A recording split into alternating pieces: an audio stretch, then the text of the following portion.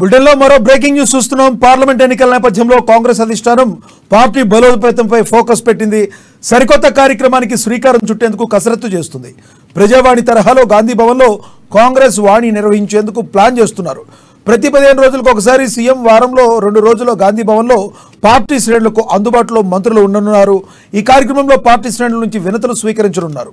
వచ్చే విజ్ఞప్తులను ఎప్పటికప్పుడు పరిష్కరించేందుకు ప్రత్యేక కార్యాచరణను తెలంగాణ కాంగ్రెస్ సిద్ధం చేస్తున్నట్టు తెలుస్తోంది.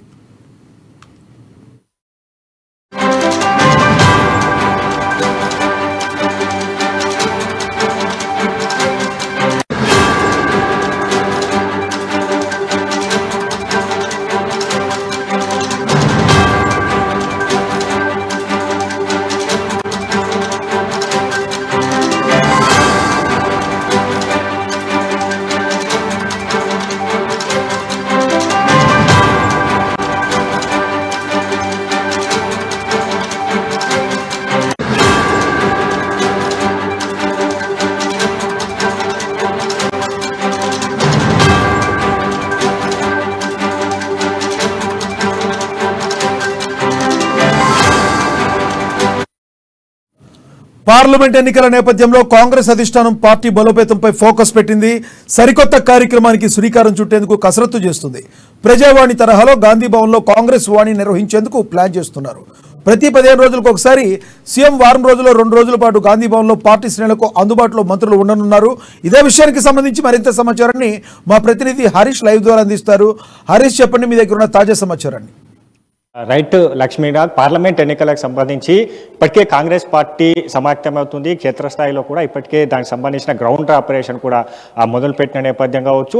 ఇప్పుడు ఏదైతే గాంధీ భవన్ వేదిక కూడా సరికొత్త కార్యక్రమాన్ని తీసుకురాబోతుంది. ఇప్పటికే ప్రజాపాలన పేరుతో కూడా ప్రజాభవన్లో ప్రజల నుంచి వచ్చే వినతుల కార్యక్రమాలకు సంబంధించి కూడా వారంలో 2 రోజులు స్వీకరిస్తున్న క్రమం కావచ్చు. ఇప్పుడు ఎందుకంటే తెలంగాణలో కాంగ్రెస్ పార్టీ అధికారంలోకి వచ్చిన తర్వాత ఇక్కడ పార్టీకి సంబంధించిన కార్యక్రమాలు కావచ్చు, పార్టీకి సంబంధించిన కార్యాచరణ కావచ్చు, ఏదైతే దానికి సంబంధించి కూడా ఇప్పటికే కొంతమేర అంటే పార్టీకి సంబంధించి ఏదైతే కాంగ్రెస్ పార్టీ అధికారంలోకి వచ్చింది కాబట్టి ఇప్పుడు పాలన పరంగా కూడా ఇక్కడ మంత్రులు కావచ్చు, సీఎం కావచ్చు, అంతా కూడా పాలన పరమైన అంశాలపైన కూడా కేంద్రీకరించిన నేపథ్యం కావచ్చు. ఇక్కడ పార్టీకి సంబంధించి కార్యక్రమాలకు కూడా కొంతమేర సబ్దుగా ఏర్పడ్డాయి. దీని నేపథ్యంలో కూడా ఇక్కడ పార్టీ నుంచి నేతలు కావచ్చు, పార్టీ క్యాడర్ కావచ్చు, వాళ్ళందరినీ కూడా సమాయత్తం చేసేందుకు వచ్చే పార్లమెంట్ ఎన్నికలకు సంబంధించి కూడా క్షేత్రస్థాయిలో అయితే కాంగ్రెస్ పార్టీ క్యాడర్ను ఏదైతే ఆ గ్రాఫ్ను కొనసాగిస్తూ ఇప్పుడు మరో కార్యక్రమాన్ని తీసుకురాబోతుంది. ఇక గాంధీ భవన్ వేదిక కూడా కాంగ్రెస్ వాణి అనే కార్యక్రమాన్ని తీసుకురాబోతుంది. వారంలో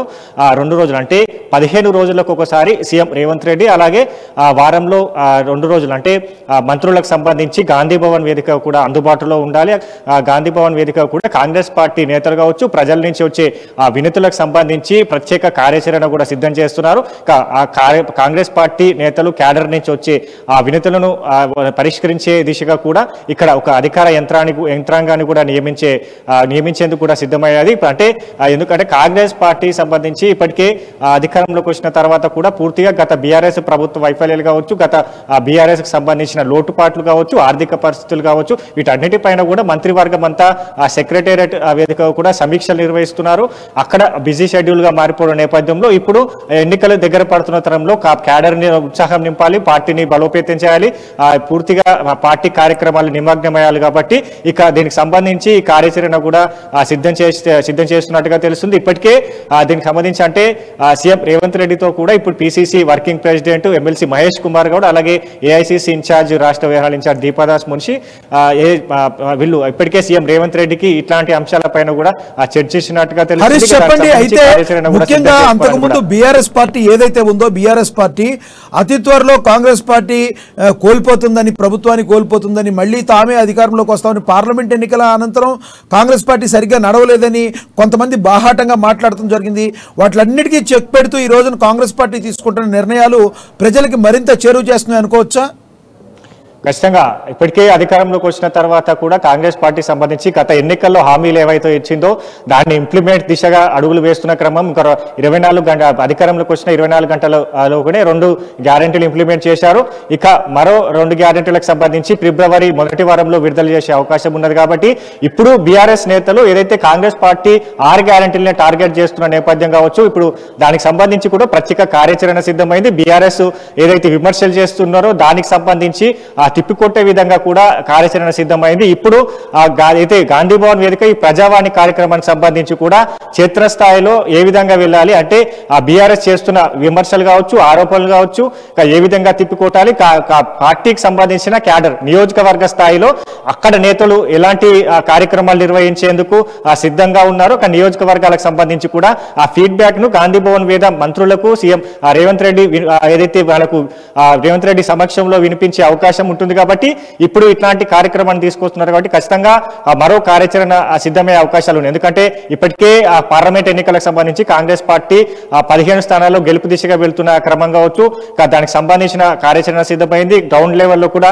ఆపరేషన్ ఆకర్షి చేపడుతున్న నేపథ్యం కనిపిస్తుంది. ఇక బీఆర్ఎస్ నేతలు వరుసగా బీఆర్ఎస్ ఎమ్మెల్యేలు సీఎం రేవంత్ రెడ్డిని కూడా భేటీ అవుతున్న పరిస్థితులు కనిపిస్తున్నాయి. కాబట్టి ఇప్పుడు క్షేత్రస్థాయిలో సంబంధించి కాంగ్రెస్ పార్టీలోకి ఇతర నేతల్ని కూడా ఆకర్షించే అవకాశం ఉన్నది. పార్టీలో చేరికల అంశం కావచ్చు, పార్లమెంట్ ఎన్నికలకు సంబంధించి ఏ విధంగా ముందుకెళ్లాలి అంశం కావచ్చు, ఇక ఎంపీ స్థానాలకు సంబంధించి అభ్యర్థుల ఎంపిక ప్రక్రియకు సంబంధించి క్షేత్రస్థాయిలో అక్కడ ఆ పార్టీ లీడర్స్ కావచ్చు, లోకల్ లీడర్స్ కావచ్చు, ఏ అభ్యర్థిని పెడితే ఖచ్చితంగా పార్టీ అక్కడ స్థానాన్ని గెలుచుకునే అవకాశాలు ఉంటాయో వాటన్నిటిని కూడా ఈ కార్యక్రమం వేదిక కూడా వినిపించే అవకాశాలు ఉంటాయి. కాబట్టి ఖచ్చితంగా ఇట్లాంటి కార్యక్రమాలకు సంబంధించి కూడా గతంలో ఇతర పార్టీలు కావచ్చు, కాంగ్రెస్ పార్టీ మొట్టమొదటిగా చేపడుతున్న కార్యక్రమం కావచ్చు, అంటే క్షేత్రస్థాయిలో జరుగుతున్న ఏదైతే కాంగ్రెస్ పార్టీ సంబంధించిన బలోపేతం కావచ్చు, అక్కడ నెలకొన్న పరిస్థితులు కావచ్చు, వాటన్నిటిని కూడా స్వయంగా మంత్రులకు సీఎం కి చెప్పే అవకాశాలు ఉన్నాయి. కాబట్టి దీనికి సంబంధించిన కార్యాచరణ మరో 2-3 రోజుల్లో కూడా పూర్తిగా ఇంప్లిమెంట్ అయ్యే అవకాశాలు కనిపిస్తున్నాయి. ఖచ్చితంగా పార్లమెంట్ ఎన్నికల టార్గెట్ గా పార్టీని అధికారంలోకి వచ్చిన కాంగ్రెస్ పార్టీ లోక్సభ ఎన్నికల టార్గెట్ గా వెళ్తున్న ఈ సమయంలో ఇట్లాంటి కార్యక్రమాల ద్వారా కార్యకర్తలు కావచ్చు, నేతల్లో జోష్ పెంచే విధంగా కూడా పార్లమెంట్ ఎన్నికల్లో ఖచ్చితంగా కాంగ్రెస్ పార్టీ గెలుపు దిశగా అడుగులు వేసేందుకు ఈ కార్యాచరణ కూడా సిద్ధం చేస్తున్నట్టుగా తెలుస్తుంది. హరీష్, అంతకుముందు కాంగ్రెస్ పార్టీ ఏదైతే ఉందో వైఎస్ రాజశేఖర రెడ్డి హయాంలో ఏ రకంగా అయితే ప్రజల్లోకి వెళ్ళిందో, తన మార్కు రాజకీయం రాజశేఖర రెడ్డి ఏదైనా ఉందో అదే మార్కు రాజకీయం అలాంటిదే రేవంత్ రెడ్డి కూడా అవలంబిస్తున్నట్టుగా తెలుస్తుంది. ఎందుకంటే అంతకుముందు రాజశేఖర రెడ్డి గారు ప్రజాపాలన సంబంధించి కూడా పెట్టారు, ప్రజా దర్బార్ లాగా.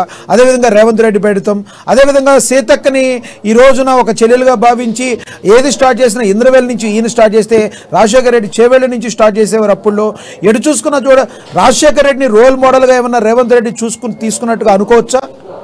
ఖచ్చితంగా వైఎస్ మార్క్ ను రేవంత్ రెడ్డి అవలంబిస్తున్నట్టుగా చెప్పొచ్చు. ఎందుకంటే ముందు నుంచి కూడా ఎన్నికలకు ముందు నుంచి కూడా ప్రజాప్రభుత్వం నిర్మిస్తాం, ప్రజాపాలన చేస్తామని కూడా హామీ ఇవ్వడం జరిగింది. దాంట్లో భాగంగానే ఇప్పుడు ప్రజాభవన్, గతంలో ప్రగతి భవన్ ఉన్న ప్రజాభవన్ కి సంబంధించి నామకరణ కూడా చేంజ్ చేస్తూ ప్రజాభవన్ గా అక్కడ అయితే దానికి నేమ్ చేంజ్ చేయడం కాకుండా ఇక్కడ ప్రజల నుంచి వచ్చే ఆ వినతులకు సంబంధించి నేరుగా ఇప్పుడు గతంలో ప్రజా దర్బార్ అనే కార్యక్రమంతో వైఎస్ రాజశేఖర రెడ్డి ప్రజలకు అందుబాటులో ఉంటూ వాళ్ళ సమస్యలు పరిష్కరించే దిశగా కూడా అధికార యంత్రాన్ని సమాయత్తం చేశారు. ఇప్పుడు ప్రజాపాలనకు సంబంధించి కూడా ఇప్పుడు వారంలో 2 రోజులకు సంబంధించి ప్రజలు అక్కడ ఎదుర్కొంటున్న సమస్యలు కావచ్చు, గత ప్రభుత్వం వల్ల కూడా నష్టపోయిన ఇక్కడ ప్రజానీకానికి సంబంధించి కూడా వాళ్ళు నేరుగా కంప్లైంట్ చేసే విధంగా కూడా ప్రజాపాలన కార్యక్రమం కొనసాగుతుంది.